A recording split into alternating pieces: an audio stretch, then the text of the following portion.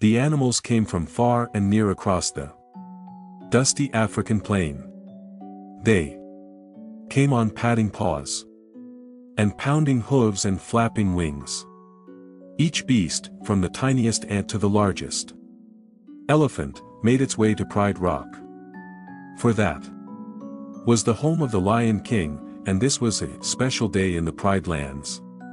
Today Simba, the firstborn cub of King Mufasa and Queen Sarabi, would join the great circle of life.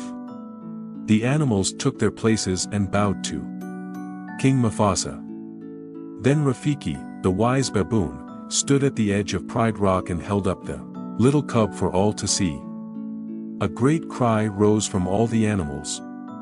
The elephants trumpeted, the zebras whinnied, and the birds sang for joy at the sight of Simba, the future Lion King. But one animal did not join in the joyous ceremony. Scar, the king's jealous brother, stayed in his den. Later, Scar just laughed when the king's advisor, Zazu the Hornbill, criticized him. Then the evil lion popped the bird into his mouth. Scar would have eaten Zazu if Mufasa hadn't come along just in time. Zazu wiped his feathers off and scolded, "As the king's brother, you should have been first in line at Simba's ceremony." Scar's green eyes gleamed. "I was first in line, until the little hairball was born. That hairball is my son, and your future king." Mufasa growled. Scar slinked away. "Don't turn your back on me," Mufasa warned. Scar looked back over his shoulder. His eyes narrowed. "Perhaps you shouldn't turn your back on me." Simba grew quickly. One morning Mufasa took his son to the top of Pride Rock and told him, "The circle of life never stops turning.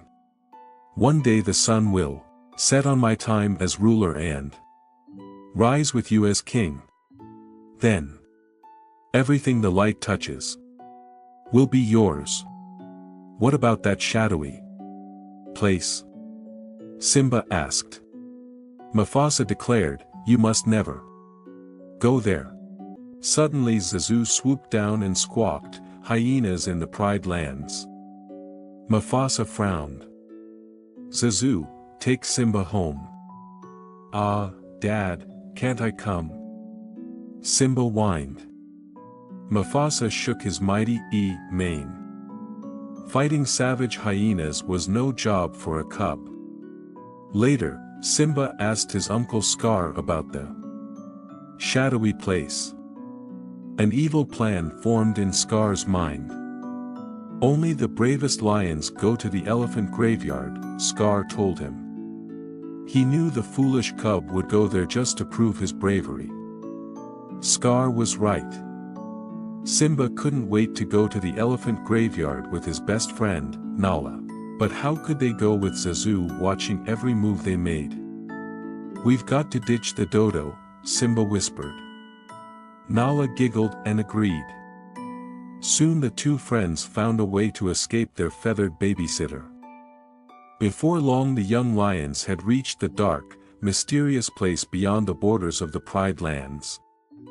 Giant bones poked out of the ground. "It's kind of scary," Nala whispered. "Let's check it out," Simba said. "I laugh in the face of danger." "Ha ha ha. He," cackled three mean hyenas, Shenzi, Banzai, and Ed. "Look, boys. A king fit for a meal," Shenzi snickered. The cubs ran but soon found themselves cornered. Simba stepped bravely in front of Nala and tried to roar. "Arr. The hyenas laughed and jeered. Simba opened his mouth to try again. This time the elephant bones rattled with a thunderous roar. The hyenas were confused. And so was Simba, until Mufasa sprang into view. The mighty lion chased away the hyenas. Zazu had seen the cubs in trouble and flown for help. Mufasa told Zazu to take Nala home. Then he scolded Simba for disobeying him. "Ah, Dad. I was just trying to be brave, like you," Simba explained. Mufasa sighed. "Being brave doesn't mean you go looking for trouble, Simba. A good king is wise as well as brave." Simba suddenly felt very small. "We'll always be together. Right, Dad?" Mufasa looked up at the starry sky and said, "The great kings of the past looked down on us from those stars. So whenever you feel alone, just remember that those kings will always be there to guide you, and so will I." Later, Scar met with the hungry hyenas. "I practically gave those cubs to you," he complained. They weren't exactly alone, Shenzi whined, but Scar had another plan that would allow him to become king. "Stick with me, and you will never go hungry again," he promised. The hyenas danced and cheered. The next morning Scar took Simba to the bottom of a rocky canyon. "Now wait here," he ordered. "Your father has a big surprise for you." "Will I like the surprise?" Simba asked. Scar smiled slyly. "Oh, it's to die for," he said as he walked away. Then he gave a signal to the hyenas waiting on the canyon ridge. The hyenas knew what to do. They chased a huge herd of wildebeests down the canyon. Simba felt the earth shake. He heard the clattering of thousands of hooves. Then he saw the wildebeests heading straight for him. Simba managed to climb a dead tree and cling to a branch. "Help!" he shouted. Help was on its way, for Scar had found his brother. "Mufasa! Simba's trapped in a stampede!" Scar cried. Just as Scar had planned, Mufasa rushed to Simba's rescue. He lifted his son to safety, but then fell under the rushing tide of hooves. "Dad!" Simba shouted. He couldn't see anything through the huge dust cloud.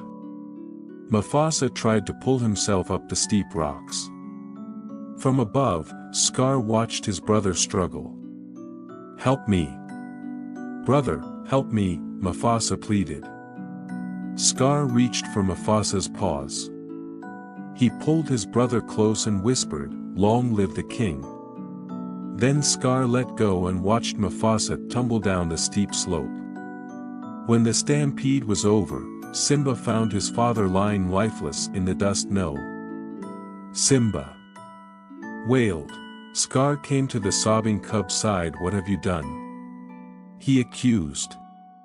"There were wildebeests everywhere," he tried to save me. "It was an accident," Simba said in a rush. "I didn't mean to." "Of course not. But if it weren't for you, he'd still be alive." "What will your mother think?" Scar demanded.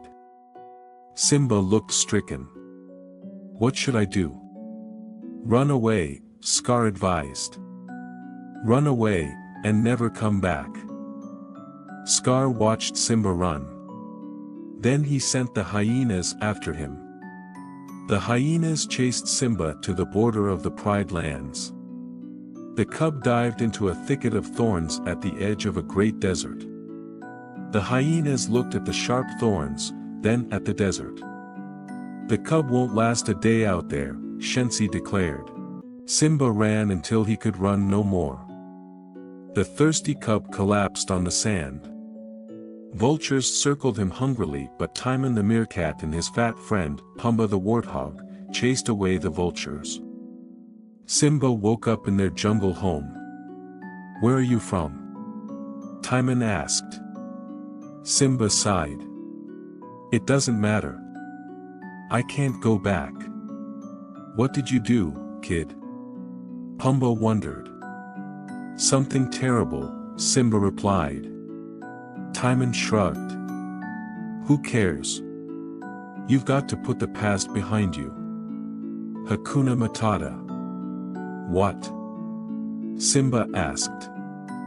Hakuna Matata, Timon repeated. It means no worries. That's the motto we live by. And here's what we live on. Timon showed Simba a wiggly insect. Simba watched Pumbaa eat a grub. Slimy, but satisfying, the warthog said with a burp. Simba frowned, but he ate the big grub. Then the cub smiled and said, Hakuna Matata. In the months that followed, Simba ate many grubs and grew into a full-sized lion. Most of the time, he was happy with his friends Timon and Pumbaa. Yet he missed his mother and often thought of his father. One night, as they gazed up at the stars, Simba remembered what his father had told him. He wondered if the great kings of the past really were looking down from those stars. Simba felt very alone. The next day Simba heard Timon scream. The young lion raced to the rescue. A hungry lioness was about to pounce on Pumbaa, who was stuck under a log. Timon bravely was trying to protect him. Simba gave a mighty roar and leaped at the lioness. But just as they began to fight, Simba recognized his old friend. Nala, he gasped in disbelief. The lioness looked deep into the eyes of the handsome young lion and whispered, Simba. Scar told us you were dead. Nala told Simba how terrible things were now that King Scar and his hyenas ruled the Pride Lands. There was no food or water, and many of the animals had fled. But you can come back and become king. Then everything will be right again, Nala said. I'm no king, Simba said angrily. But that night Rafiki the baboon came to Simba and promised to bring him to his father. When Simba looked up at the stars, he heard a familiar voice. Simba, his father asked, have you forgotten me? Simba gasped. No. How could El? You have forgotten who you are, and so have forgotten me, the ghostly voice continued. Look inside yourself, Simba. You are more than what you have become. You must take your place in the circle of life. Simba knew his father was right. His friends returned with him to the Pride Lands. Back at Pride Rock, King Scar was angry with Sarabi for not finding food. Suddenly Scar heard a great roar. He couldn't believe his eyes. Mufasa. It can't be. You're dead. But Sarabi recognized her son. Simba, she said softly. I've come to take my place as king. Simba roared, but Scar would not back down so easily. Simba leaped at Scar, but the villain slipped away. Instead, the hyenas rushed at Simba. Pride Rock echoed with their hideous laughter as the hyenas forced Simba to the edge of a cliff. Scar walked up to the exhausted young lion. Your daddy isn't here to save you this time, Scar taunted. Then he pushed Simba off the cliff. Simba's claws scrambled for a hold on the steep slope. This looks familiar, Scar sneered. Oh yes. I remember, it's just the way your father looked before I killed him. At last Simba knew the truth. With a mighty roar, he leaped at Scar. Meanwhile Timon, Pumbaa, and the lionesses had chased the hyenas off Pride Rock. When Simba sent Scar flying over the cliff, the villain landed in the mob of hungry hyenas. He, they cackled cruelly. Finally, they had a meal fit for a king, or a king fit for a meal. Simba thanked his friends. Then he walked to the top of Pride Rock. His roar echoed through the Pride Lands. The rightful king had taken his throne. The plains were soon lush and green again. The animals returned, and the hunting was good once more. Simba knew that a king must have a queen. So, of course, he chose the beautiful Nala. Before long, the animals again came from far and near across the dusty African plain. This time, they came to greet the firstborn cub of King Simba and Queen Nala. Wise old Rafiki stood at the edge of Pride Rock and held up the cub for all to see. The elephants trumpeted and the zebras whinnied for joy as the future Lion King joined the great circle of life. The end. Don't forget to watch all the episodes of The Lion King.